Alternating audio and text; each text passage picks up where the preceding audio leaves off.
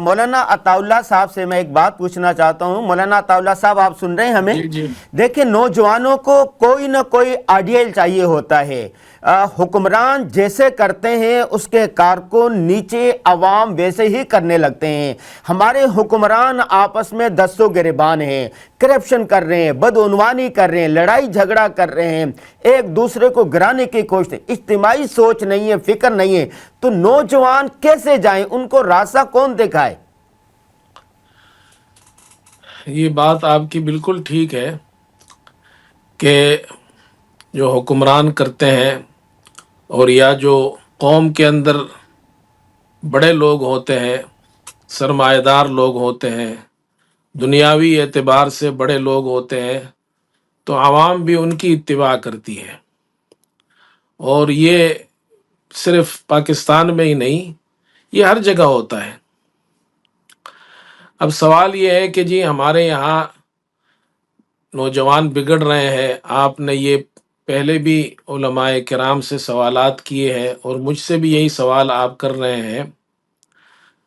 ہم اور آپ جو مسجدوں سے، مدارس سے ہمارا تعلق ہے، اور خاص طور پر جو مساجد کے امام ہیں ان کا معاشرے سے تعلق ہوتا ہے.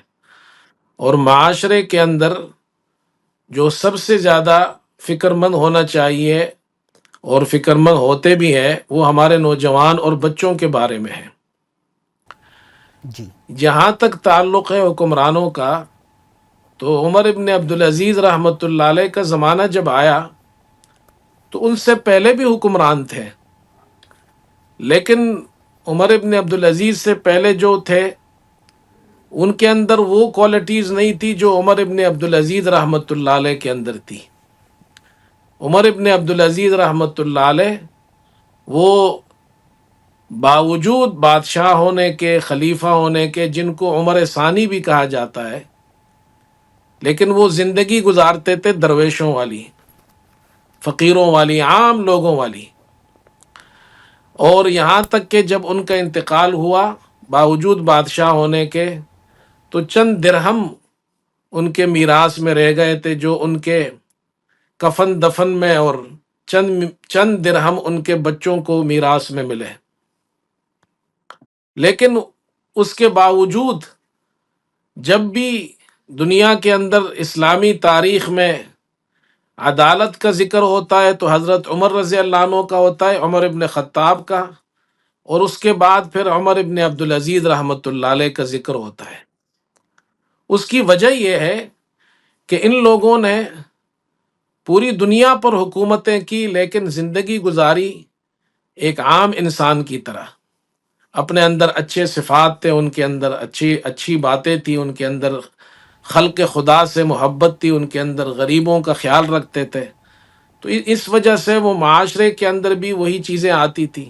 چنانچہ علماء نے لکھا ہے کہ جب عمر ابن عبدالعزیز رحمۃ اللہ علیہ سے پہلے جو بادشاہ تھے، تو ان کے ادوار کے اندر عوام کے اندر شوق ہوتا تھا ہم بڑے گھر بنائیں، ہمارے بڑی بڑی بلڈنگیں ہوں، ہمارے بڑے بڑے گھر ہوں، ہمارے پاس اچھی سواریاں ہوں، ہمارے پاس اچھے لباس ہو.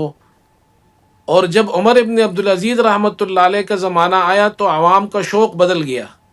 اب وہ کوشش کرتے تھے کہ جی ہم دین کے کام کریں، علم حاصل کریں، قرآن کا علم حاصل کریں، حدیث کا علم حاصل کریں، ہم مسجدوں میں جائیں، خلق خدا کی مدد کریں، اپنے اخلاق اچھے کریں. تو یہ اثر ضرور ہوتا ہے، اس لیے کہ جو بڑے لوگ اگر صحیح ہوں گے تو وہاں جو لوگ ہوں گے وہ ان کی اتباع کریں گے. اس لیے ہمیں جہاں علماء کرام ہیں، ان کو وہ جب ہم نوجوانوں پر فکر میں محنت کرتے ہیں تو وہاں پر ہمیں یہ بھی مد نظر رکھنا چاہیے، جیسے آپ نے کہا کہ جی بھائی، جیسے ہمارے یہاں بڑے بڑے تاریخ میں آپ دیکھیں کہ جو بھی حکمران تھے جب ان سے کوئی غلطی ہوتی تھی تو علماء کرام ان کے پاس جا کر ان کی اصلاح کرتے تھے. تو ہمیں اس کی بھی فکر کرنی چاہیے. ہمارے معاشرے میں اگر کوئی بڑا فرد ہے، کوئی بڑا آدمی ہے، کوئی بڑا وزیر ہے، کوئی سرمایہ دار ہے، معاشرے کے اندر اگر وہ کوئی ایسا کام کر رہا ہے جس سے معاشرے کو نقصان ہو رہا ہے، اخلاقی طور پر ہو رہا ہے، کسی بھی طور پر ہو رہا ہے، تو یہ علماء کرام کی ذمہ داریوں میں سے ایک ذمہ داری یہ ہے کہ وہ ان کے پاس جائے، ان کی اصلاح کرے.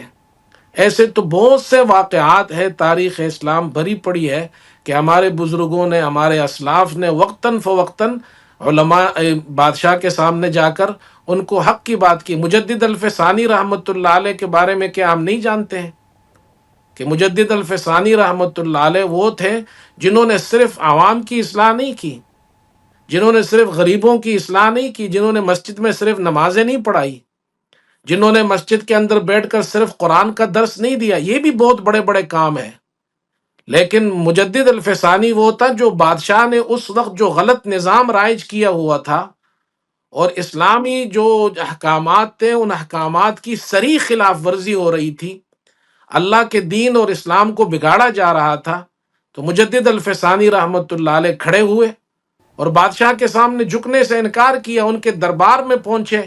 بھائی جتنا میں کر سکتا ہوں، جتنا آپ کر رہے ہیں، یہاں بیٹھ کر آپ ایک آواز بلند کر رہے ہیں، جتنے یہاں بیٹھ کر آپ فکر کر رہے ہیں، اس بات کو اگر ہر ایک شخص یہ سمجھے کہ یہ میری ذمہ داری ہے کہ میں کسی بھی طریقے سے جا کر اصلاح کی بات، جتنی میری طاقت ہے، جتنی میری وسعت ہے، اگر میں زبان سے بول سکتا ہوں تو زبان سے بولوں، اگر میں لکھ سکتا ہوں تو لکھ کر بولوں، اگر آپ چینل کے ذریعے پروگرام کر رہے ہیں تو اس میں اچھے پیغامات دیں، کچھ نہ کچھ تو ہم سب کر سکتے ہیں اپنے اپنے جگہوں میں بیٹھ کر۔ اگر ہر شخص یہی سوچے گا کہ جی مجھے کیا کرنا ہے، جی اس سے تو اس طرح تو کوئی کام بھی نہیں ہوگا دنیا کے اندر، انقلاب، تبدیلی، اصلاح کیسے ہوگی؟ اصلاح کے لیے تو کسی نہ کسی کو تو اٹھنا پڑے گا۔ تو یہ الحمدللہ یہ نہیں ہے کہ کوئی کر نہیں رہا ہے، الحمدللہ لوگ کر رہے ہیں، اپنی اپنی سطح پر سب کر رہے ہیں، لیکن اس کا طریقہ یہی ہے کہ ہم اس کام کو بھی، اس کو بھی مد نظر رکھیں۔ نوجوانوں کی اصلاح ہے، ہمارے بچوں کی اصلاح ہے، اسی طرح جو معاشرے کے اندر جو بڑے افراد ہیں ان کے پاس جائے، ہمارے تبلیغ والے بھائی جاتے ہیں الحمدللہ، بڑے بڑے لوگوں سے ملتے ہیں، آپ دیکھتے نہیں ہیں بڑے بڑے لوگ ہوتے ہیں، بڑے بڑے عہدوں والے لوگ ہوتے ہیں، وہ الحمدللہ وہ اللہ تعالیٰ ان کو ہدایت دیتا ہے، وہ بدل جاتے ہیں۔